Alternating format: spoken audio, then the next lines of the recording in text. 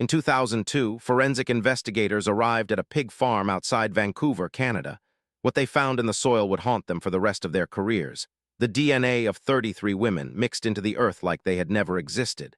But here's what should disturb you most. Some of these women had been vanishing for over a decade, and nobody came looking, not because their families didn't care, not because evidence was lacking, but because the system, police, government, society, had already decided these women didn't matter. This is the story of the missing, the victims who disappear without a single report ever being filed, and the predators who learn to hunt them. Every year in the United States alone, roughly 600,000 people are reported missing. That number is staggering, but criminologists have long known there's a shadow number, one that's far more disturbing. It represents the people who vanish and are never reported at all. No police file, no news bulletin, no search party. They're called the missing. And if you've never heard that term, there's a reason. These are people society has already pushed to its margins. Sex workers, the homeless, undocumented immigrants, runaway teens aging out of foster care, people whose daily lives already exist outside the system's field of vision. When they disappear, the silence is total. Criminologist Stephen Egger first articulated this pattern in the 1990s. He coined a companion term that's even more chilling, the less dead. In Egger's framework, these victims were less alive before they were killed. Marginalized to the point where their deaths barely registered on anyone's radar. Now that sounds academic, abstract even, but what it describes is something deeply concrete, a hunting ground. Because for a specific type of predator, patient, methodical, calculating, these invisible populations represent the perfect victim pool, not because killing them is harder to investigate, but because there's often no investigation at all. No one files a report. No detective opens a case. No journalist writes a headline. The person simply ceases to exist, and the world moves on as if they never were. And this isn't a theory. Over the last 4 decades, the deadliest serial killers in North America, Europe, and Latin America have all exploited this exact same vulnerability. The pattern is global, and it starts in a neighborhood called the downtown Eastside. Vancouver's downtown Eastside is one of the most concentrated zones of poverty in all of Canada. By the mid-1990s, it was home to an estimated 5,000 injection drug users. HIV rates were the highest in the Western world. Sex work was survival, not choice. And the women who lived there existed in a kind of permanent invisibility. They had names: Sarina Abotswe, Mona Wilson, Marnie Frey, Andrea Joesbury. But to the systems that were supposed to protect them, they were statistics at best, nuisances at worst. Starting in the late 1980s, women began disappearing from the downtown Eastside at an alarming rate. Community advocates noticed. Families noticed. A local organization called WISH, a drop-in center for sex workers, began keeping its own list of women who hadn't been seen in months. By 1998, that list had over 40 names. But when advocates brought this to the Vancouver Police Department, they were met with something worse than incompetence. They were met with indifference. Officers suggested the women had simply moved away, or overdosed, or gone to another city. The possibility that someone was systematically killing them was treated as conspiracy thinking from a community police didn't take seriously. It would take until 2002, after nearly 2 decades of women disappearing, before investigators finally searched a pig farm in suburban Port Coquitlam owned by a man named Robert William Pickton. What they found there would become one of the largest crime scenes in Canadian history. But the real question isn't how Pickton did what he did. It's how an entire city allowed it to happen for so long. Robert Pickton was not a criminal mastermind. He was a pig farmer with a grade 8 education who threw parties at his property, parties where drugs were available and sex workers from the downtown Eastside were brought in. Women went to the farm, some came back, others didn't. When police finally searched the property in February 2002, they uncovered evidence linking Pickton to the remains or DNA of 33 women. The scale was almost incomprehensible. Personal belongings, shoes, jewelry, identification cards were scattered across the property. Remains had been disposed of through the farm's rendering equipment. Pickton was ultimately convicted of 6 counts of second-degree murder in 2007, though he was charged in connection with 26 deaths. In a recorded conversation with an undercover officer, he claimed responsibility for 49 murders and expressed regret that he hadn't reached 50. But what makes this case a landmark isn't the body count. It's the timeline. Women had been disappearing from the downtown Eastside since the late 1980s. A surviving victim told police about Pickton in 1997. She'd been handcuffed, stabbed, and barely escaped his farm alive. Charges were filed, then dropped. Prosecutors deemed her an unreliable witness because she was a sex worker, because she was an addict. Because in the eyes of the system, her word wasn't worth pursuing. 5 more years of killing followed that decision. An independent review later confirmed the investigation was plagued by systemic bias. The victims' marginalized status directly influenced how seriously police treated their disappearances. The report didn't mince words. These women were failed at every single level. 3,000 miles south, a nearly identical pattern had already played out, and the killer had already confessed to one of the most revealing statements in criminal history. Gary Leon Ridgway, the Green River Killer, terrorized the Seattle-Tacoma corridor throughout the 1980s and 1990s. He murdered at least 49 women, most of them sex workers who worked along the Pacific Highway South Strip known as the SeaTac Strip. Ridgway's method was brutally efficient. He would pick up women along the highway, strangle them, then dump their bodies in remote wooded areas, often returning to the same locations. He targeted women he believed were expendable, women whose absences wouldn't trigger alarm. And he was right. In many cases, weeks or even months would pass before a body was discovered. For some victims, there was no missing persons report at all.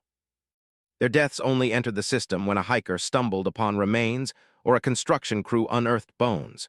The Green River Task Force was established in 1982, but for years it was chronically underfunded. Officers later admitted that the victims' status as sex workers made it harder to generate public urgency. Media coverage was sparse compared to cases involving middle-class victims. The community along the SeaTac Strip was treated as a problem to be managed, not a population to be protected. Ridgway remained free for nearly 2 decades. He was finally arrested in 2001, only after advances in DNA technology linked him to early victims. But it was his own words, spoken during a plea hearing, that exposed something far deeper than one man's depravity. During his 2003 plea hearing, Gary Ridgway was asked why he targeted sex workers. His answer was chillingly logical. "I picked prostitutes as my victims because I hate most prostitutes and I did not want to pay them for sex. I also picked prostitutes as victims because they were easy to pick up without being noticed. I knew they would not be reported missing right away and might never be reported missing." Read that again. This wasn't a disorganized killer acting on impulse. This was a man who built an entire predatory strategy around the social invisibility of his victims. He understood the system wouldn't protect them. He understood that their marginalized status functioned as camouflage, not for him, but for his crimes. And Ridgway isn't unique in this calculus. When researchers have studied the victim selection patterns of serial killers, a disturbing consistency emerges. The vast majority of prolific serial killers, those with 10 or more victims, disproportionately target people from marginalized communities. It's not random, it's strategic. Criminologist Eric Hickey analyzed over 400 serial murder cases and found that sex workers, homeless individuals, and the elderly living alone were dramatically overrepresented among victims. The common thread wasn't vulnerability in a physical sense. It was social invisibility, people whose absence wouldn't immediately trigger institutional response. The killers didn't just exploit this gap, they depended on it. And that dependency reveals something deeply uncomfortable. The system's neglect isn't just a failure of compassion. For predators, it functions as infrastructure. If you think this pattern is limited to the United States and Canada, consider what happened in Ciudad Juárez, Mexico, and what is still happening today. Beginning in 1993, young women and girls began disappearing from this border city at a rate that defied explanation. Many were maquiladora workers, employees in foreign-owned manufacturing plants that had sprung up along the U.S.-Mexico border after NAFTA. Others were migrants, domestic workers, or students from impoverished families who had come to the city looking for opportunity.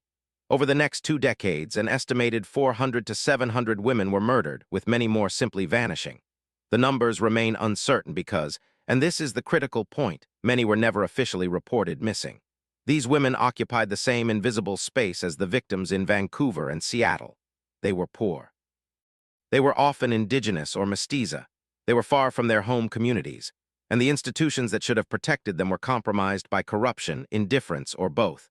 Families who reported their daughters missing were turned away by police who told them the girls had probably run off with boyfriends. Evidence was mishandled. Crime scenes were contaminated. In several documented cases, authorities arrested convenient scapegoats while the killings continued unabated. The term feminicidio, femicide, entered the Mexican legal vocabulary directly because of Juárez. International pressure from human rights organizations eventually forced some reforms, but convictions have been vanishingly rare, and the killings have never fully stopped. What Juárez demonstrates is that the missing phenomenon isn't a quirk of any single country's policing. It's a structural feature of how societies treat their most marginalized members. And this pattern extends across the Atlantic as well. In the autumn of 2006, 5 women disappeared from the streets of Ipswich, a quiet town in Suffolk, England. Within 6 weeks, all 5 were found dead. Tania Nichol, Gemma Adams, Annalie Alderton, Paula Clennell, Annette Nichols, all 5 were sex workers struggling with drug addiction. All 5 had been operating in Ipswich's red light district. And before their bodies were found, not one of their disappearances had generated significant police attention. Killer Steve Wright, a forklift truck driver with no prior violent convictions, was caught relatively quickly. The compressed timeline and concentrated geographic area gave investigators more to work with than in Vancouver or Seattle. He was convicted in 2008 and sentenced to life imprisonment.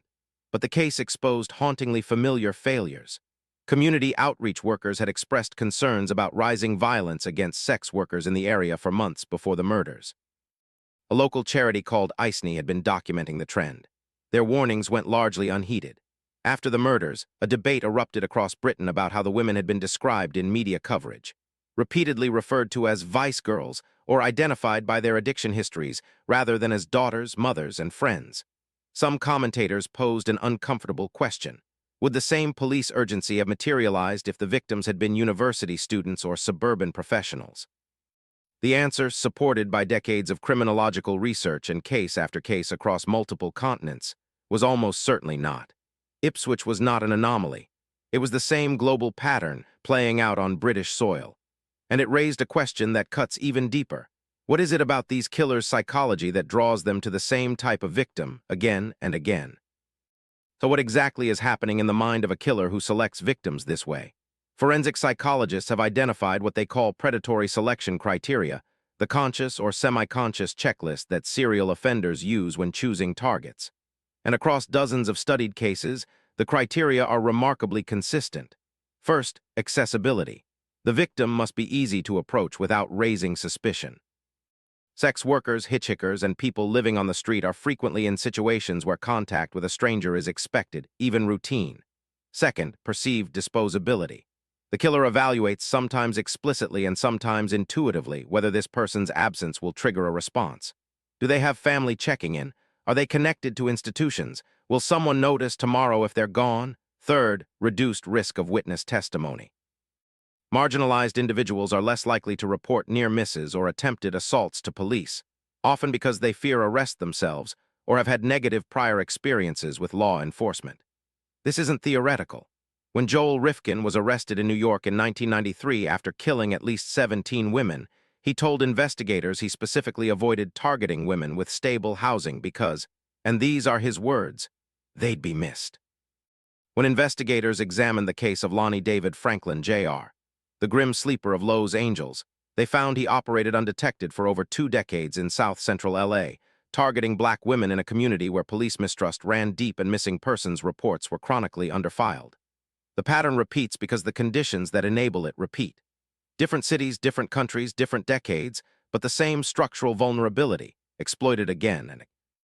And for years, the people who saw this pattern most clearly were the ones with the least power to do anything about it. Long before investigators arrived at Robert Pickton's farm, a woman named Jamie Lee Hamilton was sounding the alarm. Hamilton was a former sex worker turned activist in Vancouver's downtown Eastside. She publicly accused the police of ignoring the disappearances as early as 1998. She organized community vigils. She demanded a formal investigation. She was largely dismissed. In Seattle, families of Green River victims formed an informal support network, pushing detectives to take the cases seriously.